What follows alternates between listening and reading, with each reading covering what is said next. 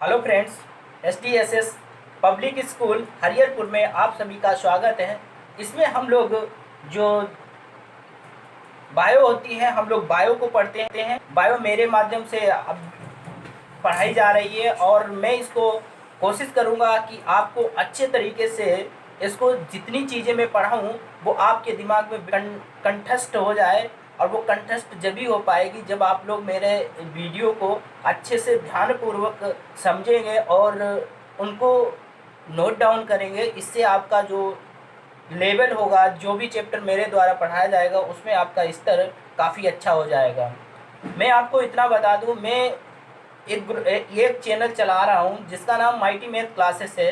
क्या नाम है उसका? माइटी, ये स्पेलिंग है उस चैनल की, माइटी मैथ्स क्लासेस। ये आप अगर यूट्यूब पे डालेंगे तो ये आपको चैनल ओपन होके आ जाएगा।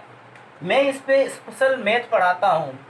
वो किसी भी स्तर की मैथ हो, वो सारे स्तर की मैथ इस पे पढ़ाई जाती है। यदि आप 9th में पढ़ रहे हैं तब भी आप इस पे देख सकते हैं। इस समय उसमें त्रिकोणमिति चल रही है। और यदि आप हाई स्कूल में मतलब हाई स्कूल में जाने वाले हैं, या आप फर्स्ट ईयर में पढ़ रहे हैं, या फिर आप इंटर के आप सिलेबस पढ़ रहे हैं, या फिर आप कंपटीशन कर रहे हैं, किसी भी स्तर की मैथ हो वो इस माइटी मैथ क्लासेस में आपको पढ़ाई जा रही है। आप वहाँ से बेहतर तरीके से, वहाँ रेगुलर वीडियो अपलोड किए जा रहे हैं, आप बेहतर तरीके से उस पर आप अच्छे से सीख सकते हैं।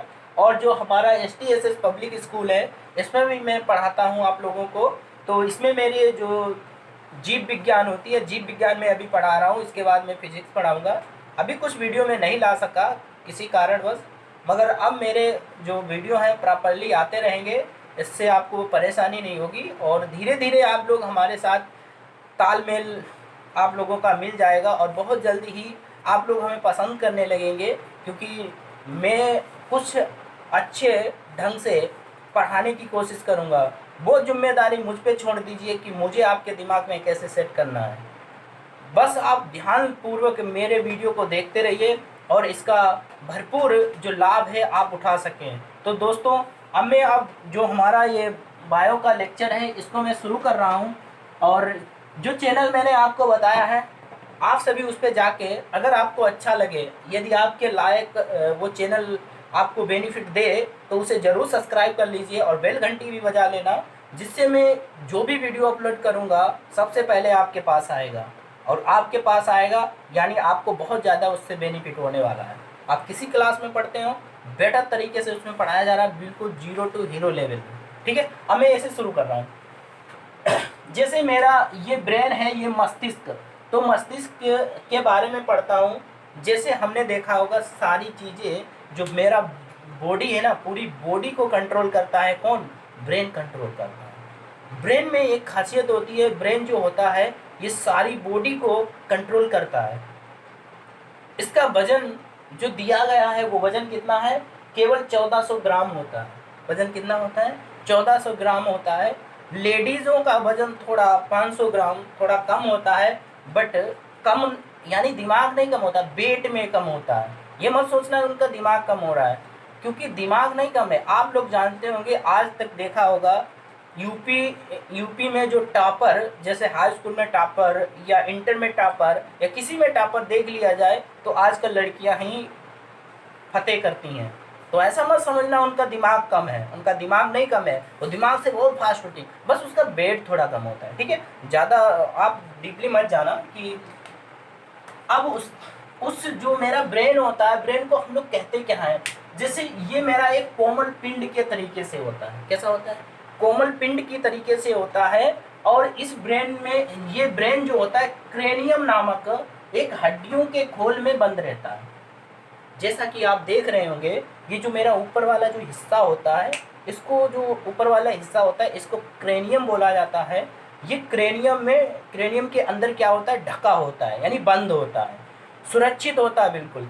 तभी आप लोगों ने देखा होगा, किसी की लड़ाई हो जाती है या लड़ाई होने पर क्या होता है, जब खपड़ी पे कोई वार कर दिया जाता तो ब्रेन पे कोई इफेक्ट नहीं पड़ता।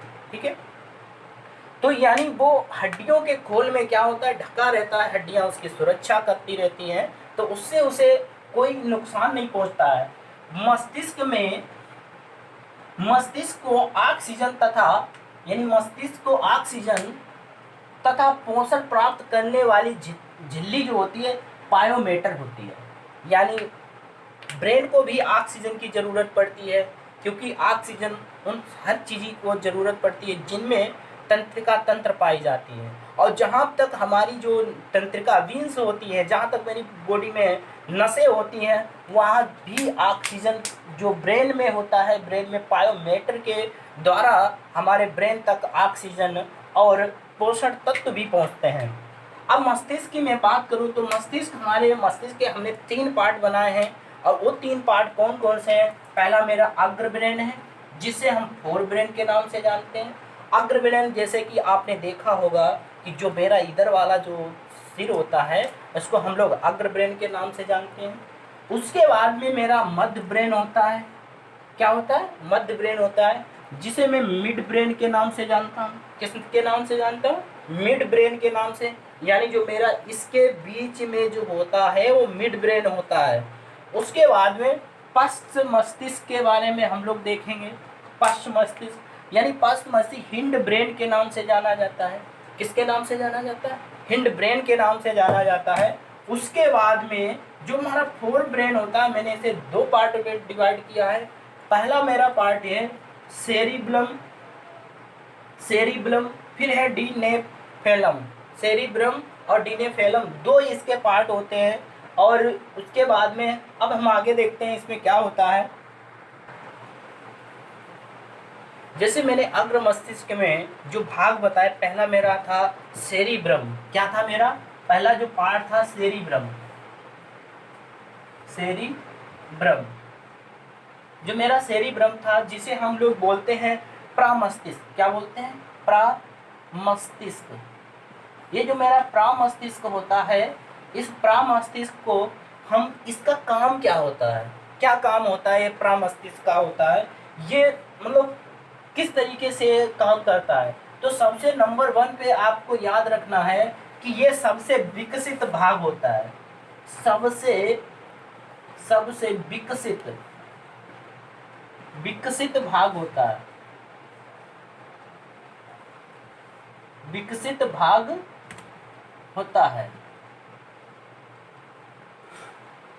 ये सबसे विकसित भाग होता है। उसके बाद में इसका काम होता है सबसे बड़ा भाग होता है। सबसे विकसित और सबसे बड़ा, ये सारे आप नोट डाउन करते रहना। सबसे विकसित और सबसे बड़ा, सबसे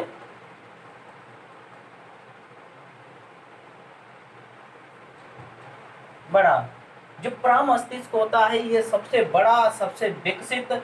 और उसके बाद में सबसे इंपॉर्टेंट अगर पॉइंट की बात करें, ये बुद्धि का केंद्र बोला जाता है। किसका केंद्र बोला जाता है?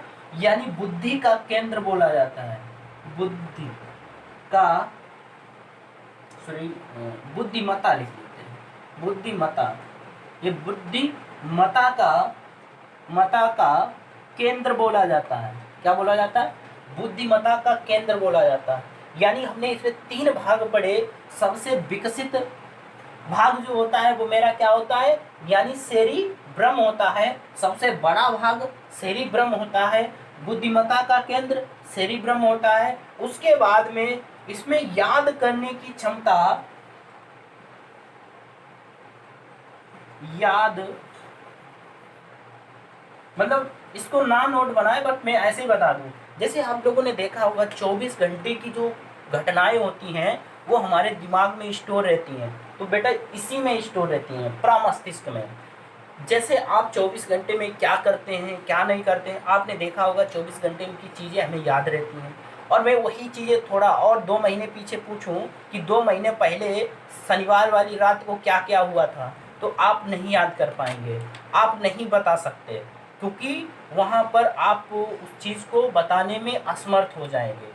और एक चीज़ आपको ये भी बता दें, ब्रेन का बहुत अच्छा काम ये होता है कि जो ब्रेन होता है, आपने देखा होगा कि हमारे चोट पैर में लगती है और यहाँ पता चलता है। यह भी किसी ना किसी ब्रेन का जो ब्रेन होता है वो हमारा सेरिब्लम होता है, जो कि अभी मैं आगे पढ़ूंगा नेक्स्ट वीडियो में। तो सेरिब्लम का काम होता है कि ब्रेन को, मतलब जो भी सूचनाएं होती हैं सबसे पहले सेरिब्लम पहुंचाता है वहाँ ब्रेन तक की। उससे हमें पता चलता है कि हमारे शरीर में कहाँ पे चोट लगी है, कहाँ पे। कई सारी तंत्रिकाएं इसमें सहयोग करती हैं। धीरे धीरे ब्रेन को, ये मेरा पहला पार्ट था, अब धीरे धीरे ब्रेन को हम पूरा कंप्लीट कर लेंगे। तो वीडियो देखने के लिए धन्यवाद।